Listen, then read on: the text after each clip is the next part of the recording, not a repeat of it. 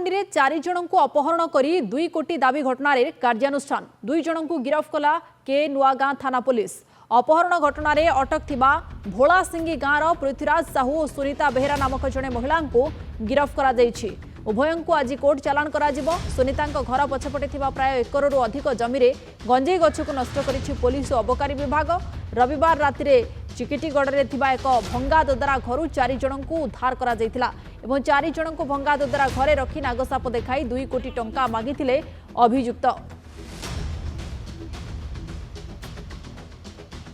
घटना रे 2 जन को केनुआगां पुलिस गिरफ्त करथिबा सूचना रहुछि। 2 जन को आज कोर्ट चालाण करा जिवो। घटना जहां गतकाली जना पड़ीथिला जे एक भंगा घर 4 जन को पुलिस उद्धार करथिला। अधिक ए संपर्क में सूचना आम सहित जोड़ी होती दिगपंडी रिपोर्टर कालूचरण नाहक। कालूचरण 2 जन को केनुआगां पुलिस गिरफ्त करिछि कोर्ट चालाण करा जिवो।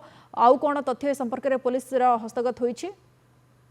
देखो विजयलक्ष्मी जो भाव गतकाली घटना सारा राज्य में चांचल्य सृष्टि कर उक्त घटना जो गोटे घर 4 जन युवक को 4 जन व्यक्ति को दिल्ली जड़े भुवनेश्वर जड़े कटक 2 जन व्यक्ति को उद्धार करथिला केनुआगां थाना पुलिस। तेज तदंत करने जो घरे से बंधक रखा जाता सामने एकरु ऊर्ध्व जमी गंजेई गछ लगी उक्त गंजेई गछ को स्थानीय चिकिटी तहसिलदार उपस्थित केनुआगां पुलिस एवं अबकारी विभाग टीम गंजेई गछ को नष्ट काटिकी नष्ट करने सब करा परवर्ती मुहूर्त जो देखा से गंजेई गछ को नहीं जो बंधक रखा जाता जो 4 जन व्यक्ति को रखा जाता बंधक जी अभियुक्त थे से फेरार अभियुक्त घर पारिपटे जो गंजेई चाष होता से अभियुक्त सुनीता कुमारी बेहेरा नामक जड़े महिला को गिरफ्त कर गंजेई केस जो अन्य व्यक्ति जड़े होती पृथ्वीराज साहू गिरफ्त कर अपहरण मामले। तेज 2 जन को गिरफ्त कर बेले केनुआगां थाना पुलिस सूचना देती आज कोर्ट चालाण कर सूचना रही।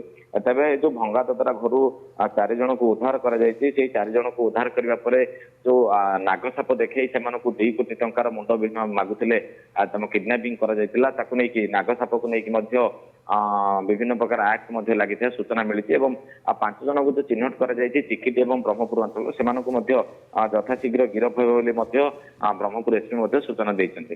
ठीक अच्छे 2 जन को गिरफ्त करा जायछि कोर्ट चालाण करा जिवो आज एवं बाकी जो माने चिन्हट होइछन्ते सेमानकु मध्ये खूब शीघ्र पुलिस धरिबो बोली सूचना रहुछि। बहुत बहुत धन्यवाद आपनको कालूचरण नाहक आम सहित जोड़ी होइतिले फोन लाइन रे अधिक संपर्क रे सूचना देउथिले।